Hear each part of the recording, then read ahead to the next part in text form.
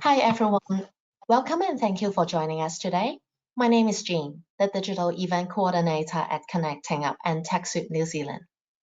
We are part of the Info Exchange Group, a not-for-profit social enterprise that tackles the biggest social challenges by creating use of technology. Today, I'm very excited to welcome you to join the Cybersecurity First Approach. What does it mean for businesses? With Luke. So Luke has been with ESET since August 2020 and has more than 33 years of experience in IT security. And I'm sure he'll talk a little bit more about himself later on. Before we begin, let's do a bit of housekeeping. So all lines are muted. So if you have any technical issues, please type it into the questions box and I'll be here to assist you. If you have any questions during the webinar, please also type it into the questions box. Luke will get them answered by the end of the webinar. We really encourage you to ask any questions to make it really interactive. No question is silly. And the questions will not be appear into the entire group. The webinar is being recorded. A recording deck with the presentation will be sent to you in 1 to 2 business days. Finally, I would like you to remind that there's a short survey at the end of the webinar. So please help us to complete that for our even better experience in the future. All right, now I'll pass on to Luke for today's section. Thank you. Thank you very much, and thank you everyone. I'm just going to turn off my camera so that we can hopefully focus on the slides. But good afternoon and sorry, good morning to everyone, and happy Thursday. We thank you for all making the time for today's webinar. The purpose of today is for ESET to show their findings and some stats on today's threat. On top of this, we want to talk about the challenges that we understand non-for-profits are having in securing an increased security posture with limited resource. So hopefully you can still see my screen, and I'll get started in today's presentation.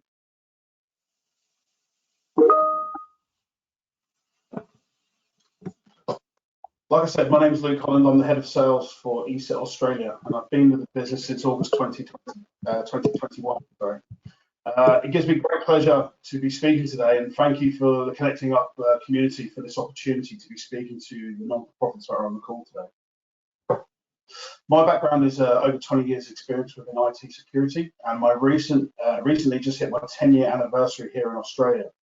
My passion is to work with businesses in designing and helping an increased security framework.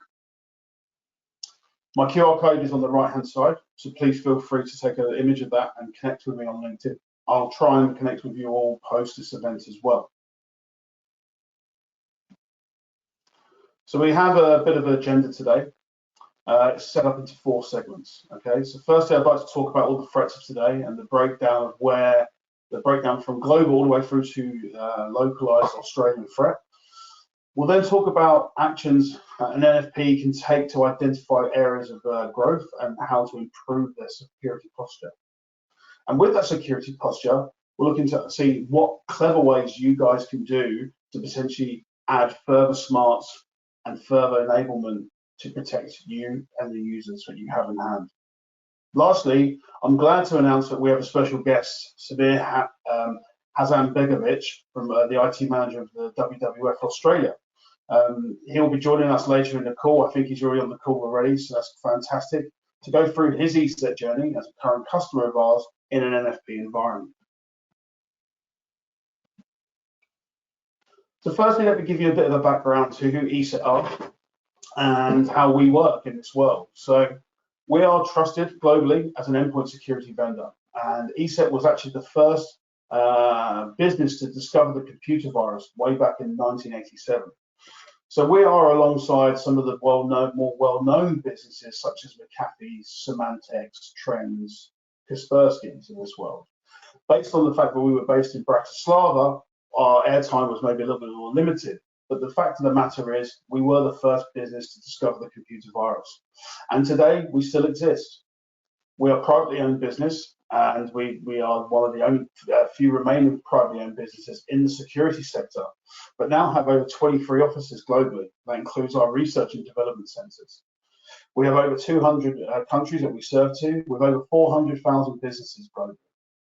The biggest factor in this is that we have 600 million customers that we protect globally. Okay, that's broken down between our consumer products, our business products, our managed service provider products, our enterprise products, and lastly, our strategic alliance partners. Not many people know this, but Google are our biggest strategic alliance partner. Hence why we are looking at over 600 million users. I already know all this stuff through my freaking studies. So 600 million globally. Excuse me. Anyone with Google Chrome or Google Play Store will be using ESET at the moment. What do we look like in Australia? With over 4,000 clients here in Australia, with two offices based in Melbourne and Sydney. We're actually looking forward to moving to a brand new office in the next week, based in North Sydney with an over $1 million fit out. We have over 20 staff here in Australia, and with our Connecting Up partnership and with the customers like the WWF and other non-for-profits around here in Australia, we see ourselves as one ESET. Now, let's talk about the actual subject at hand. Cybercrime is a big business here and globally through to Australia as well. So let's talk about it from a global perspective. Okay. The theft of data has always been strong, and data of businesses doesn't necessarily mean customer data, but data trading over 160 billion a year. Illegal online markets, 860 billion a year, and IP theft at 500 billion. The two last ones I really want to focus on. Okay. Now, cybercrime and cybercrime as a service, or CAS as we call it, at 1.6 billion a year. If you go back to traditional sort of illegal organization crimes like the mafia, they used to do contract killing. This is kind of the same thing, but when it comes to malware and actually breaking into someone's network. So they're actually outsourcing this to people that care and people that actually can do this job better than themselves, and then paying a handsome reward once infiltrated. This is something new and something that's only really come around in the last couple of years. Really interesting concept, and it shows you the money that's involved in cybercrime today. Lastly, ransomware. Ransomware has been around for a long time now, but it's forever growing. It's over $1 billion in size. And that's really interesting for us. And what we're seeing is ransomware isn't designed just to hit big, well-known branded companies. It's also designed to go to smaller companies and companies maybe that we're talking to today on this call. Okay, the complexities and the creativity of this type of ransomware is advanced, persistent, and consistent. Sorry, I think there's someone with not muting in the background, so if they could just mute that for the purpose of the presentation, that'd be fantastic. So let's talk about cybercrime in Australia. Okay, so 29 billion is estimated to cost to cover businesses per year just here in Australia alone. With in the 6 months to March 2019, so a little bit aged in data, but 964 data breach notifications. Okay, 60% of malicious or criminal attacks, and the big stat for me is 1 in 3 Australians are affected by some type of cybercrime or some type of threat in their lives. Okay, now that could be personal or via a business experience, but we'll come on to that in a little second later, because even you guys protecting businesses or non-for-profits out there, if a person in your real estate or a customer or a user is then hit by some type of cybercrime, it could still impact you, and we'll talk about that. And 2.1 billion impact of identity crime as well. And we see the big increase of identity scamming and people trying to clone people's identities as a major issue here in Australia. Further to that, it's the type of threats that are coming through. Now, the one I really want to highlight is actually the fraudulent and phishing attacks. Fraudulent phishing attacks have been around for a long time, but up to 41% is a massive increase through previous years. Now, that may be because of COVID-19 and because of what else happens, and we'll talk about that in a second, but the biggest common error with people is actually the human person, right? So actually your customers or your staff actually clicking on something that's fraudulent and becoming a back-end entry to that. And what's interesting is the top 20 pieces of malware cover 30% of all malware detections. So what we're saying here is it's very volatile, it's moving fast, and we are getting hit. There's customers getting hit all the time. Now, if you look at the last list there, there's some very well-known businesses, Australian businesses, that have been hit in the last couple of years. The domain were hit back in May. That was quite well known and quite advertised. Most of you would have been aware of the Exchange server attack back in February. I personally was part of the New South Wales government. I was part of a consortium prior to joining ESET when, at the start of this pandemic, Service New South Wales had 47 phishing attacks via their Service New South Wales branch, which then spread across most of the government and ended up with Scott Morrison addressing the public.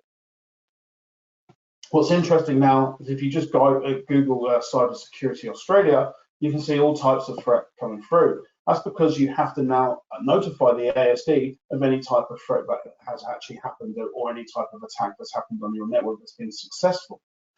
As you can see here in the bottom right, actually it says Oxfam were talking about a suspected data incident. Now, I'm not sure if they're on the call or not, but this was obviously that's made the news. What I'm saying here is that you guys, if something was to happen to you, there is repercussions, and it's going to be in the news. Does that affect your the donations that you get from people that keep your NFP running? Or does it help? Does it affect your volunteers? Or does it affect you potentially in your business and what you're doing as your job, right? These sort of things are apparent, and we need to be reality. The reality is this is happening, and we need to try and face a way of dealing with it. Since COVID-19's come out, we've had a lot of challenges.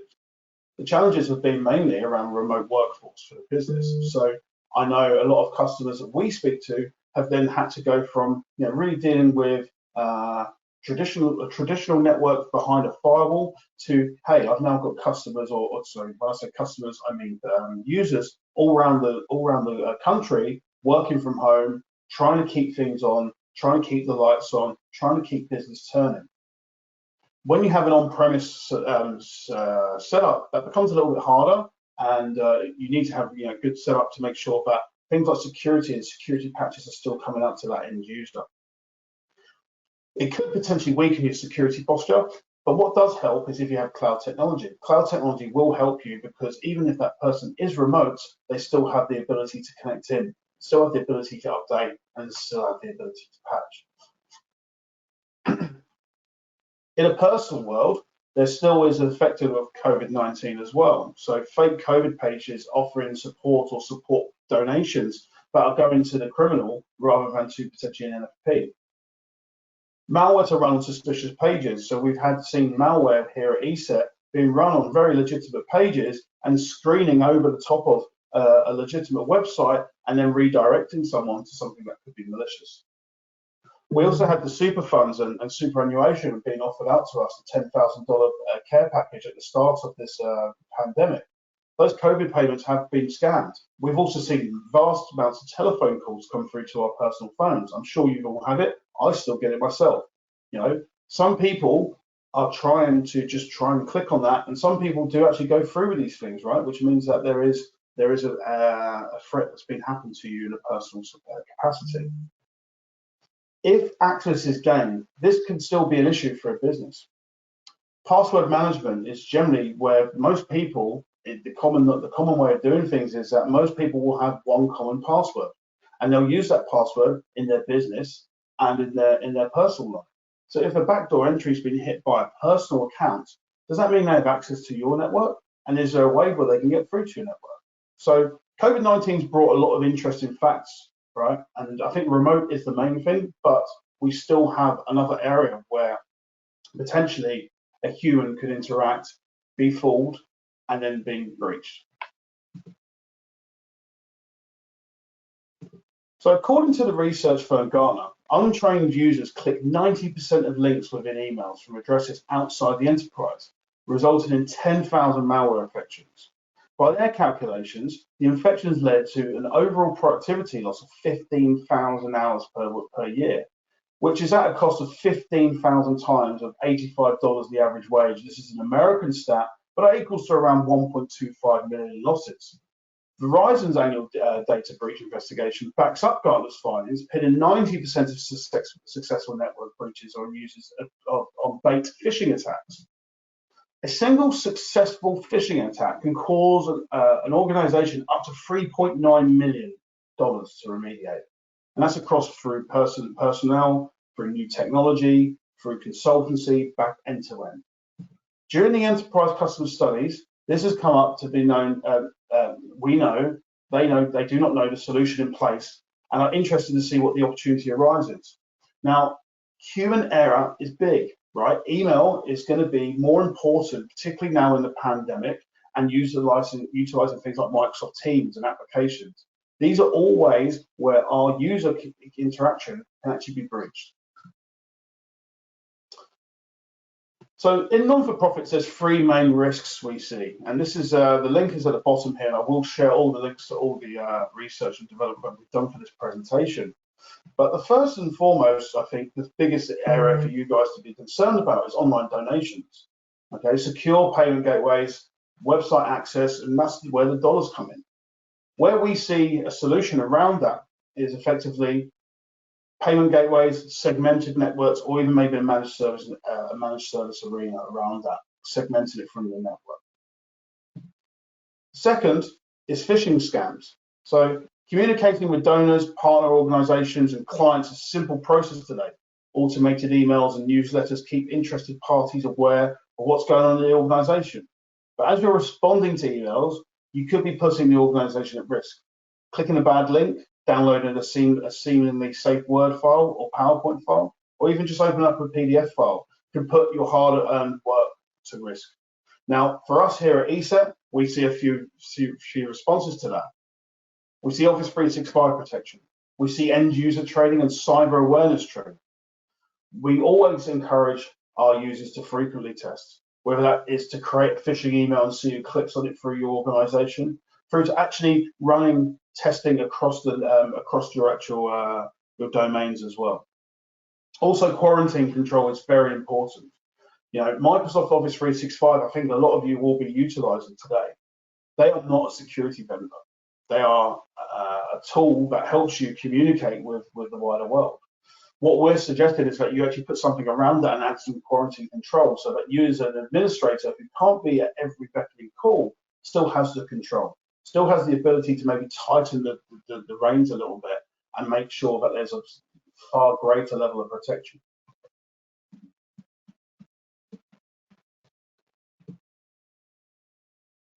Lastly, I've already talked about this, is people. Okay, so volunteers share from time to time reasons from being a surviving member of a family or wanting to give back to the local community when it comes to NFPs. And while many volunteers have good intentions, there could be the odd one or two that could have a different agenda. Okay, training time is short, onboarding on the job is a process, and the bad guys can sometimes slip through the cracks.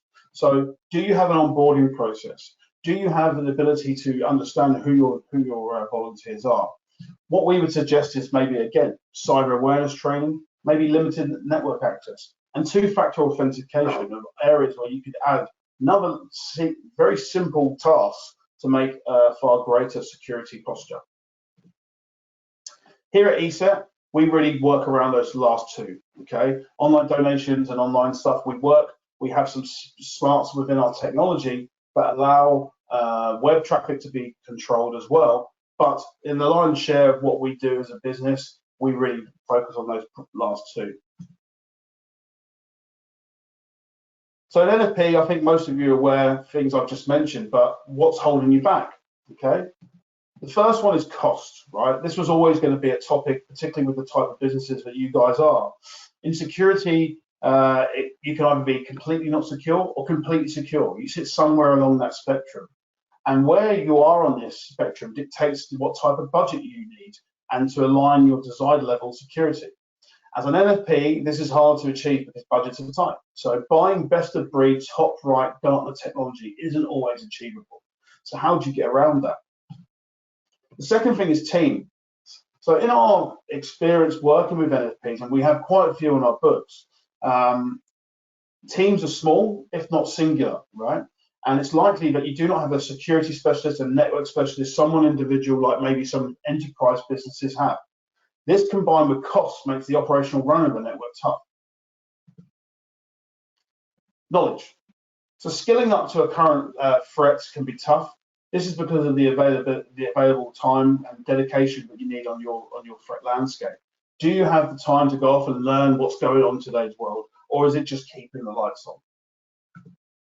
Lastly, systems. Not all the case for all people, but systems can play to why it's hard to support an increase in security posture.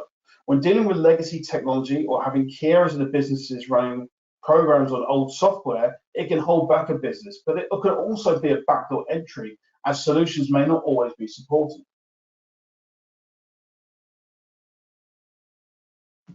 Now, I'd like to break up this session to actually introduce to you Samir Hasanbegovic, the IT manager at WWF Australia, who's a customer of ours. I wanted to have a little bit of an interaction where Samir can maybe share his experiences in what he's doing and also talk about us as a technology as well. So Samir, are you still on the line? Yes, can you hear me? I can, Samir. How are you doing? I'm good, thanks. How are you? I'm good, thank you.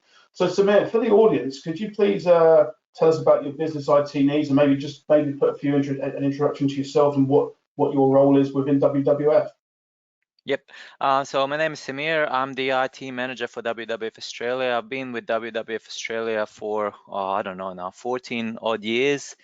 WWF is, I would call it a mid-sized not-for-profit. We're an environmental not-for-profit. Probably everyone's heard of us.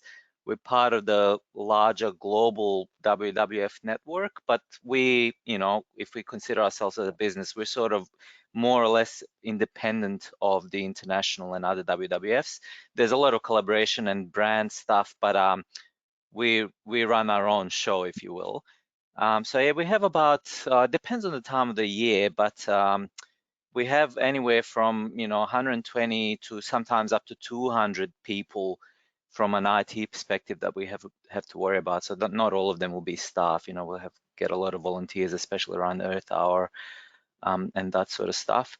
So yeah, the challenges even before COVID we've had was a dispersed workforce all over Australia, people traveling overseas, people working from home, people working from hosted offices.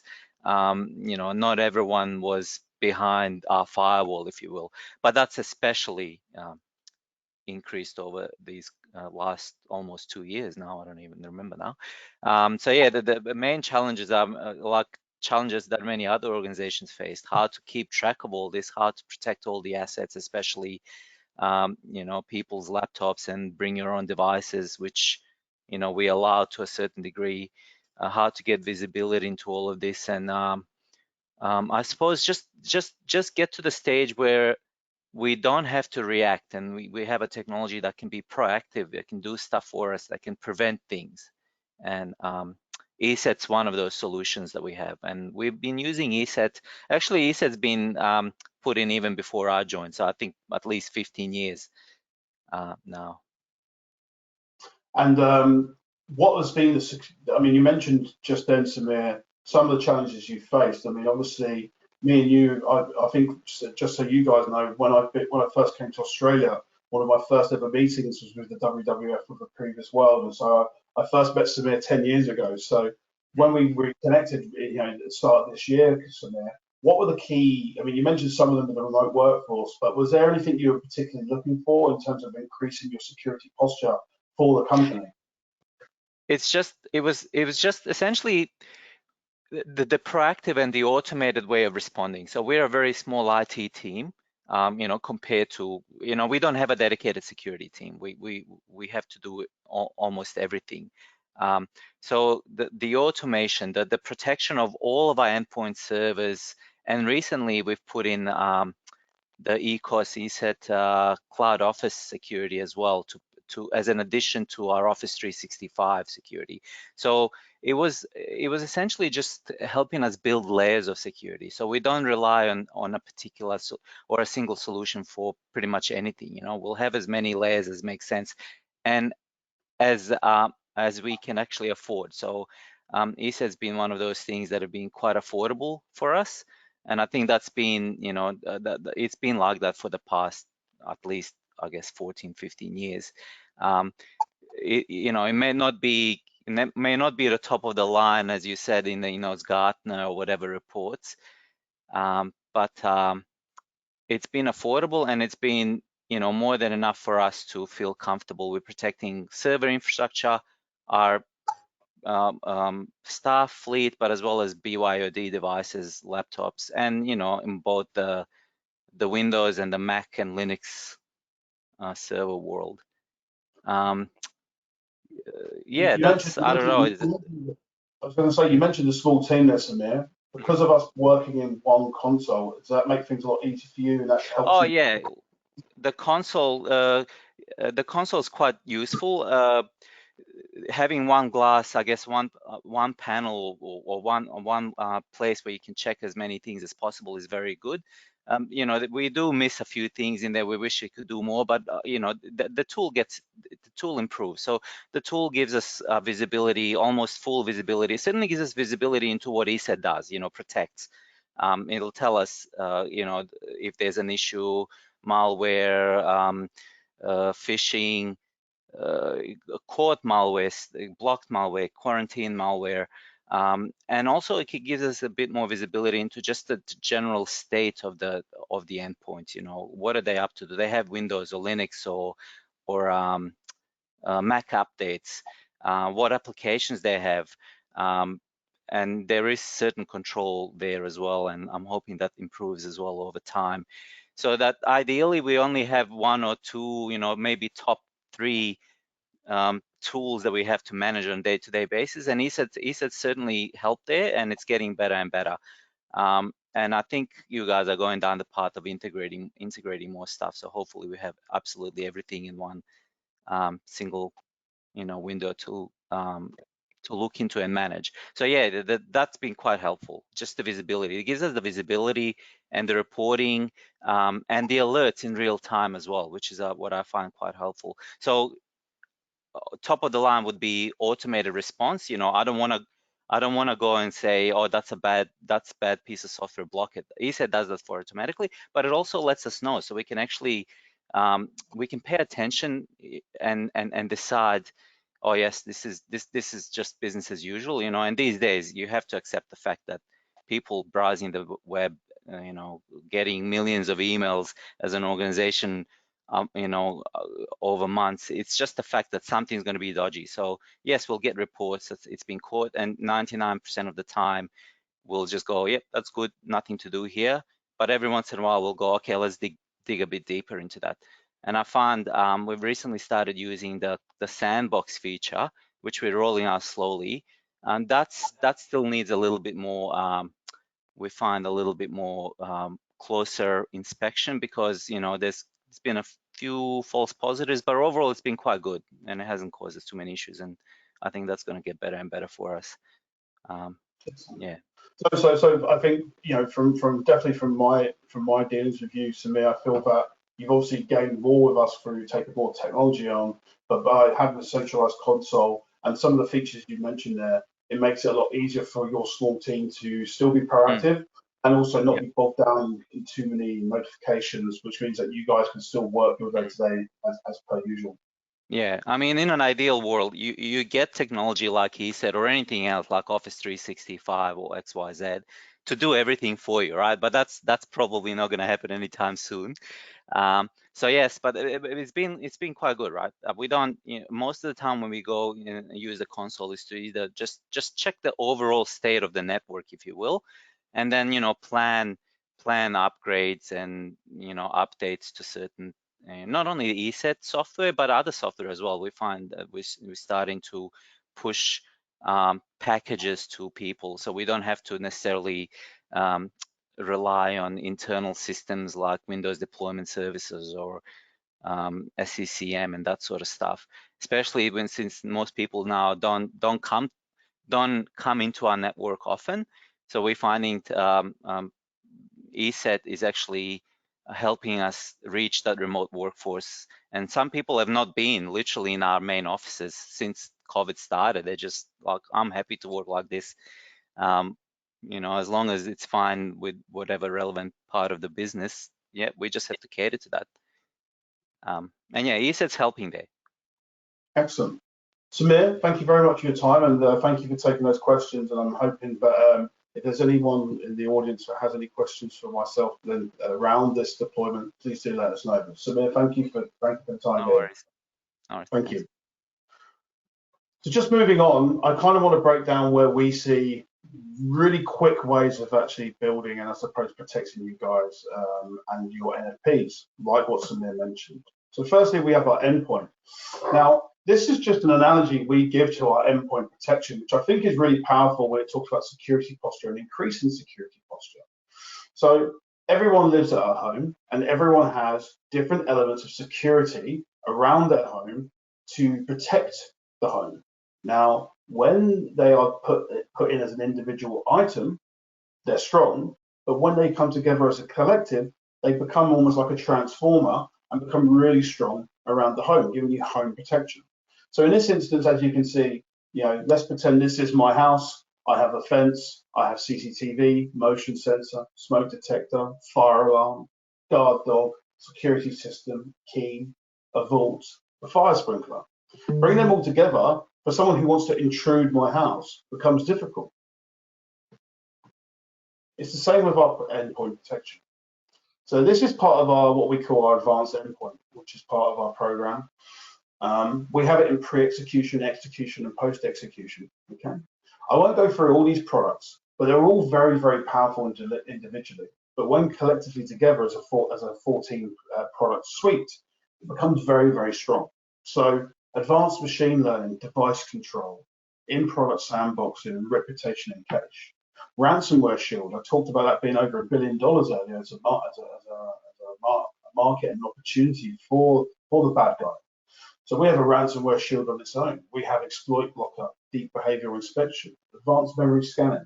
LiveGrow that I mentioned with Google, 600 million users protecting our community all in an instant, right, within a couple of minutes.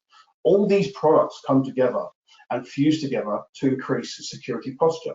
So here at ESET, we recommend an endpoint provider that actually has multiple layers of protection. And this is in what we call our advanced protection. Now, connecting up an ESET, we have a donation program where we can offer increased posture for security under connecting up. The offering is for on-prem solutions. And as you can see, if you go from left to right, our posture increases by adding more functionality. Samir mentioned some of this earlier. So our entry product would bring the advanced technology that I just mentioned before. But if you guys wanted to increase your strategy because of the remote workings and said, hey, you know, we've got a lot of laptops out there, but we'd love to encrypt, full disk encryption in our advanced package then becomes kind of handy. You can then also go to the complete model where you've got mail security and ECOS as well. We then have a cloud product as well. Our cloud product basically means that you don't have to have any architectural server on premise, but you just utilize the cloud solution. And it's the same principle.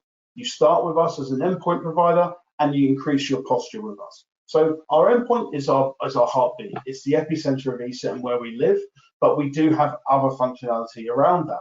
And that's where we always talk to customers about what is your security posture? How do you grow with us? How do we improve your security whilst you work your budgets accordingly?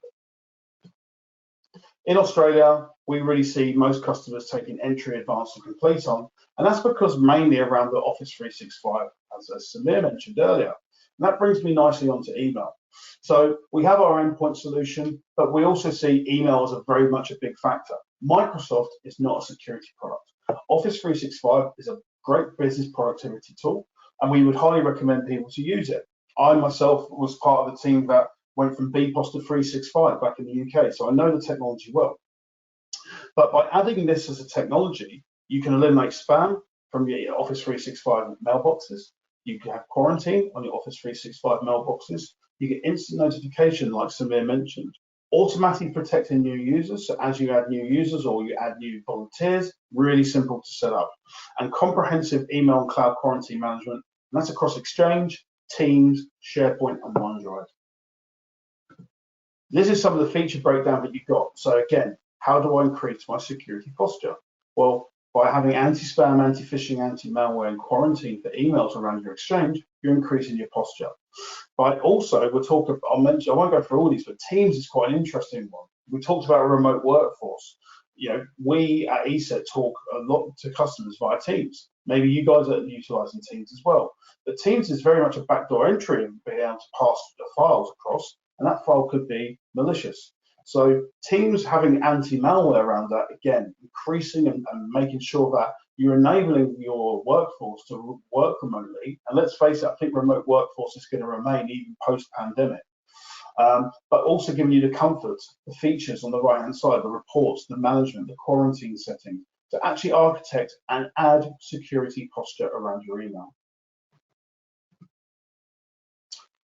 I talked about ESET dynamic ESET LiveGrid, which is part of our dynamic threat defense. The 600 million users. Those 600 million users come and protect our community and your infrastructure in real time. So laptop, desktop, server mail, SharePoint, mobile protection across Linux, Windows, Apple, also SharePoint and Exchange as well.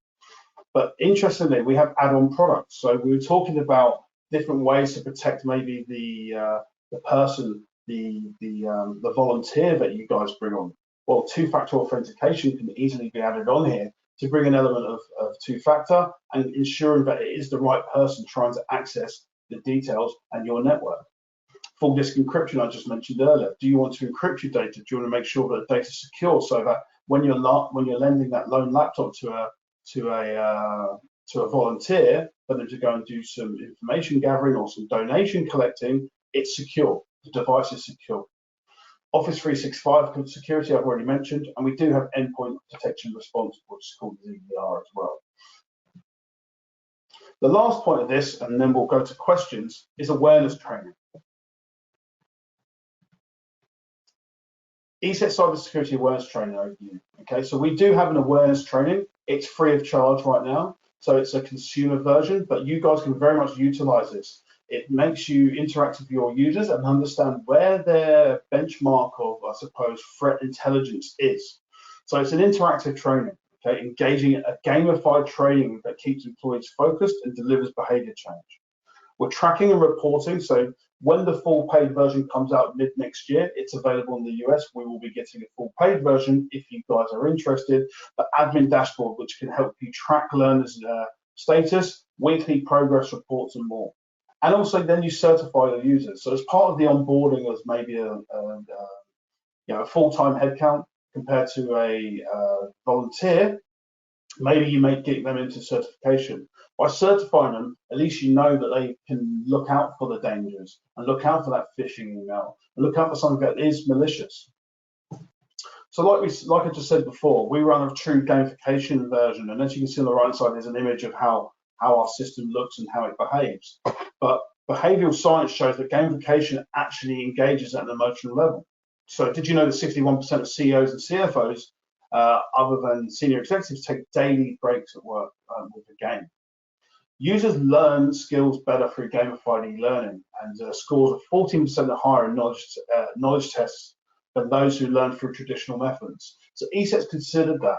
I will send this link out, and I'll make sure that Connecting Up will send this presentation of the free version that you guys can utilize, but maybe just picking it on some of your users that you know maybe have a lower understanding of threat intelligence, particularly if they have an email account, and particularly if they have a computer at their arsenal when helping and working for the NFP. So let's streamline the topics. Firstly, there's the threat overview. Malware, phishing, and latest threats. Social engineering, so phishing. How do we recognize it? What do you do? Password policies, best practices, 2FA and how to use it. Web protection. So what do we look for? What do we look to avoid? And how does also ESET protect that? Email protection, what to look for and what to avoid. And then preventative measures, security best practices for home and for business. So by implementing your posture, by implementing some of these solutions, you're definitely going to have preventative measures that are going to support you, but also educational side that are going to protect you. That's it from me. I hope you've really taken something out of this presentation, and I haven't bored you to death. And thank you very much, Samir, for being part of this session and interacting with us as a true life ESET customer in the NFP space, utilising some of these practices. I'll now pass it back over for a Q&A session, and hopefully I can answer some of your questions that have happened throughout the session. Lovely. Thank you very much, Luke and Samir, for the very informative sections today. So now let's get started for the Q&A. Feel free to ask any questions. You can just plug into the question box and we'll be able to get them answered.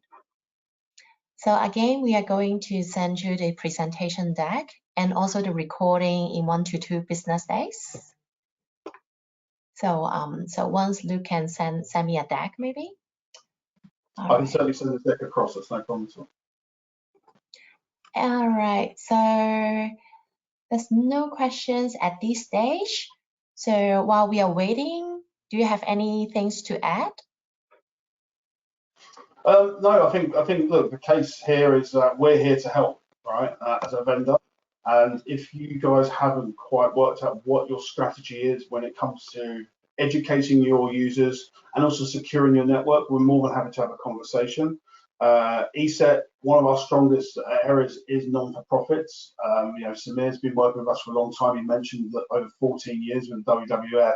That's the type of pedigree that we have with NFPs, and we have the ability and skill set based on your budgets as well. We can work from a small budget to a larger budget, and we can be accommodating based on our donations program as well. So look, we're here to help. We would love to interact with you guys post this event. And look, this is the first of many that we'll be doing with the Connecting Up brand, and I look forward to doing more of these in the future. Lovely, thank you very much. So, and also another news for everyone to know is we are having another cybersecurity event. It's Cybersecurity for IT managers.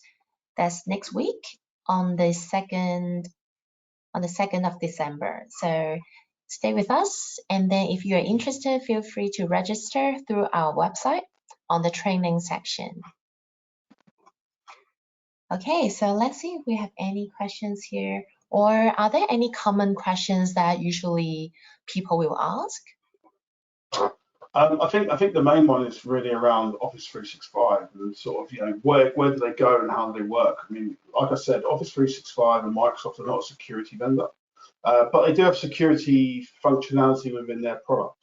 So the one thing that we can do is definitely work with anyone that's curious and sort of increasing posture around that, of how you would still use their technology suite, because we actually don't personally don't interfere with Microsoft. So Microsoft has the first bite of the cherry in terms of securing and protecting you.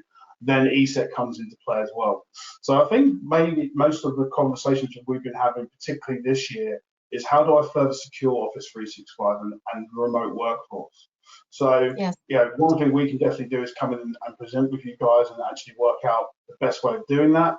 We also have massive trials available as well. And I have a whole pre-sales team that are here to assess. So when it comes to securing the endpoint, we're really good at that, and we can talk about that. But then when I talk about increased posture, the next thing would be email for us.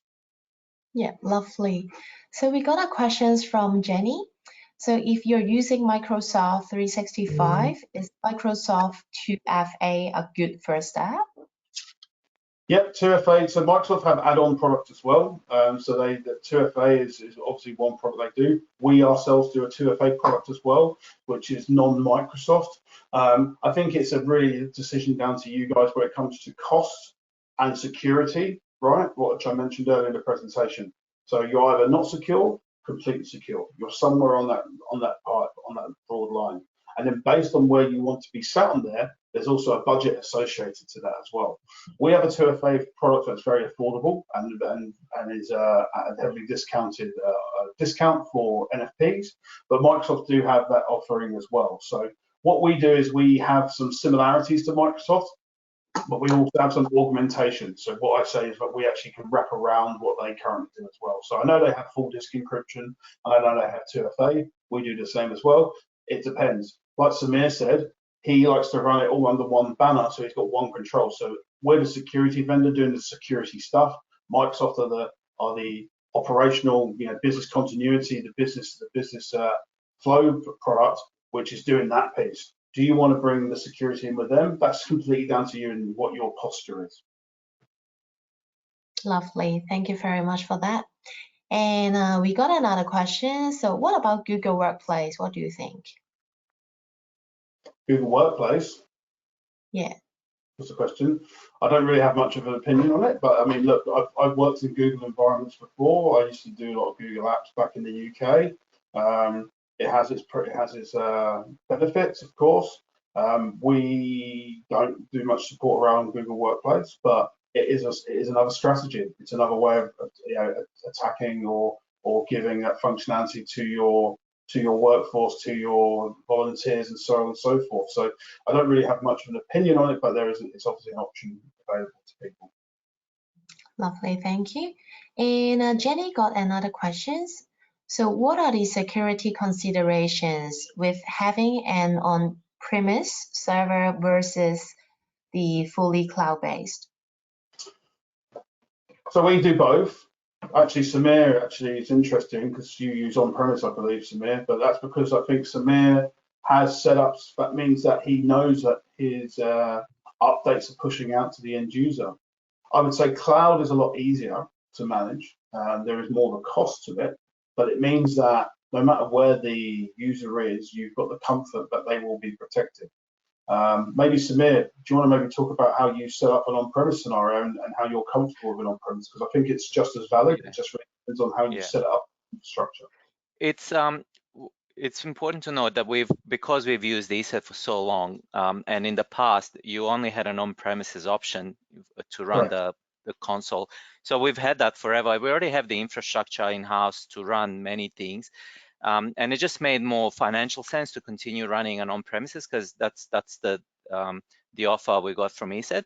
If I was starting from scratch or potentially, if ESET was maybe a new thing to a new vendor, I think maybe it would make sense. It would probably make sense to try the cloud one because there isn't much difference in between them. There's a little bit of a cost difference. And that cost would probably not be relevant if you had to set up the internal infrastructure. So we already had it, and it just made sense to just continue for now anyway. So, that may change in the future. If we decide to remove more of our internal on-premises infrastructure, we'll probably move to the cloud version of it. There wasn't I don't think functionality came into play. It was just about what made sense and what was from a financial point of view at that time. We also have other NFPs as well that are been long-term advocates of ESET but are moving to the cloud. They may have a cloud-first strategy. They may have a team that's got smaller in terms of managing this sort of stuff. So that frees up time and frees up capability. And it's one less thing for you guys as an administrator or an administrative action to worry about. So the cloud makes things a lot cleaner and a lot simpler, and our interface is done via the cloud, via the web, via the web as well. So it makes it really simple. Yeah. But it's really down to you guys. And talking about budgets, capability, our on-premise product is still great. It still works within government institutions here in Australia. And that's because of the capability it brings for things like dark networks and networks that are off the grid, for example. So it's still got its place, although Australia is a cloud-first market, right? So we have cloud bundles that associate to that. I'll just like to add that once you have it up and running, it really doesn't need that much maintenance. It's really, set and forget. It does its own updates as well. You just approve. It's an appliance essentially. So you don't necessarily have to manage an operating system and all that sort of stuff. It's an appliance. Once you set it up, it just runs. But yeah, it comes down to, do you have the infrastructure to run it? And, do you want to, does it make sense from a financial point of view? Exactly. Thank you very much, Samir and Luke. So I guess that's pretty much for the questions. So before we finish, do you guys have anything you'd like to share? No, but thank you very much for all attending. I really appreciate it. Thank you again, Samir, for joining and helping me out on this and giving a real life event of an NFP using ESET. Look, as I said, we're here to reach out. I'll make sure that my details are available. So if anyone wants to continue conversations on a one-to-one basis, I'm here to support. Great. All right, Thank thank you. And before we finish, I guess everyone can see my screen right now. So this is a really lovely event coming up. So on the 9th of December, planning your content calendar for 2022. So it's our marketing topic about social media calendar. So it really gives you the idea on 2022, how could you better manage the social media calendar in terms of using the powerful rules, and also sometimes, you know, you're not in the mood of creating a new social media post, but there are some tips for you how you could like reuse your previous posts, and also how you could analyze what's performed the best and for future planning as well. So I will see that this is a really informative sections that going to be. And if you are interested, feel free to register, and we are going to put this link into the follow-up email as well. All right, thank you very much, guys. Thank you, Luke and Samir again. Thanks. And we'll Thank see you you. very soon next. Goodbye. Bye. Cheers, guys. Thank you. Thank you. Bye-bye.